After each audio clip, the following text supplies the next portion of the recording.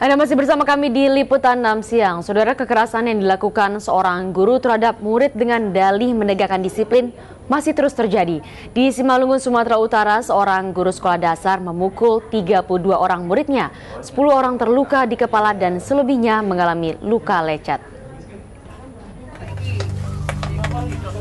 Seharusnya anak-anak ini berada di sekolah SD Karangsari Simalungun, Sumatera Utara untuk belajar.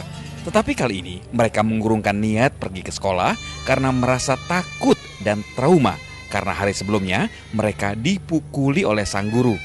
Luka di bagian kepala beberapa anak belum sembuh benar. Jadilah mereka hanya menghabiskan waktunya dengan bermain bersama-sama teman yang bernasib sama. Peristiwa berawal ketika korban dan teman-temannya ribut di dalam kelas. Sang guru berang dan langsung memukuli semua murid lelaki di dalam kelas yang berjumlah 32 orang. Para orang tua murid tidak terima perlakuan kasar sang guru. Murid saya, anak saya ini dipukul pakai bambu. Pakai bambu. Bekas bingkai katanya. Ada yang ada pakunya ya? Iya. Jadi akibat kejadian itu Pak, dia nggak sekolah? Takut katanya. Takut. Apakah orang tua dari Proses itu ya mengikuti jalur hukum lah.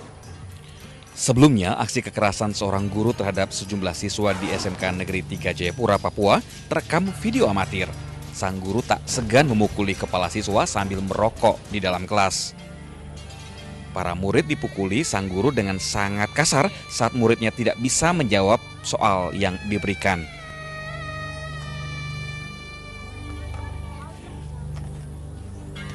Dunia pendidikan seharusnya sudah jauh dari aksi kekerasan.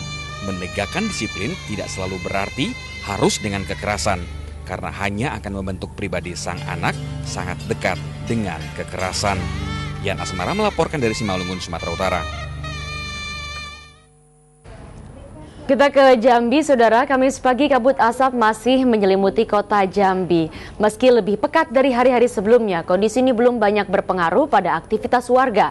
Namun demikian, kabut asap menyebabkan tertundanya jadwal 2 penerbangan di Bandara Sultan Toha Jambi. Pekatnya kabut asap di kota Jambi menyebabkan jarak pandang pagi ini tak lebih dari 500 meter. Aktivitas warga termasuk siswa sekolah berjalan normal, bahkan belum tampak warga yang menggunakan masker. Namun demikian, 2 jadwal penerbangan pagi di Bandara Sultan Toha Jambi tertunda. Bencana kabut asap memang mendorong pengelola bandara untuk menghentikan penerbangan pagi yang sudah diberlakukan sejak sepekan lalu karena terbatasnya jarak pandang. Dan penerbangan baru dimulai di atas pukul 9 pagi. Di wilayah Provinsi Jambi hanya ditemukan sebanyak 7 titik api. Kuat dugaan asap yang menyelimuti Jambi berasal dari Riau.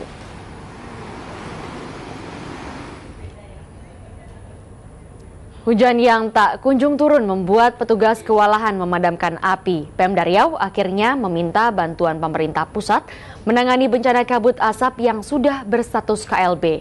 Pekatnya kabut asap membuat aktivitas sekolah di Pekanbaru Riau secara resmi diliburkan. Koordinasi yang buruk antara pemerintah Provinsi Riau dengan pemerintah di kabupaten dan kotanya membuat penanganan bencana kabut asap akibat kebakaran lahan yang telah terjadi 3 minggu belakangan semakin lambat. Akibatnya, sejumlah titik kebakaran baru bermunculan di mana-mana. Hingga Kamis ini, 7 kabupaten menyatakan daerahnya dalam situasi KLB kebakaran lahan. Minimnya peralatan serta intensitas hujan membuat proses pemadaman api semakin sulit dilakukan. Hari ini orang itu berangkat ke Jakarta, minta bantuan pesawat untuk menyiram lain. Jadi harus ke sana. Sejauh ini, tidak ada data resmi tentang jumlah areal yang sudah terbakar, padahal sejumlah fasilitas umum telah ikut ludes di lalap Cijago Merah.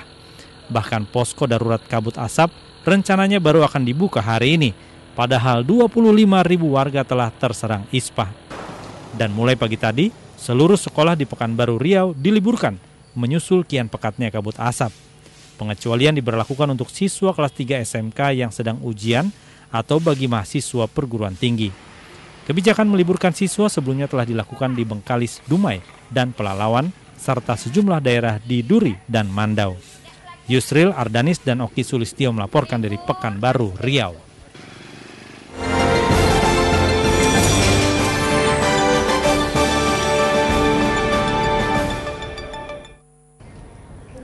Saatnya kami hadirkan laporan seputar pemilu 2014. Saudara, sosialisasi pemilu ternyata bisa dilakukan dengan cara menyenangkan. Seorang warga di Sleman, Yogyakarta membuat game pemilu yang bisa diakses melalui smartphone atau telepon pintar. Game pemilu diharapkan bisa mendorong pemilih pemula agar tertarik mengikuti proses pemilu dan tidak memilih golput. Berbicara pemilu ternyata tidak selamanya serius, setidaknya di mata seorang warga Sleman, Yogyakarta. Pemilu yang terkesan serius dan berbau politik justru dibuat ringan dengan membuat game atau permainan pemilu.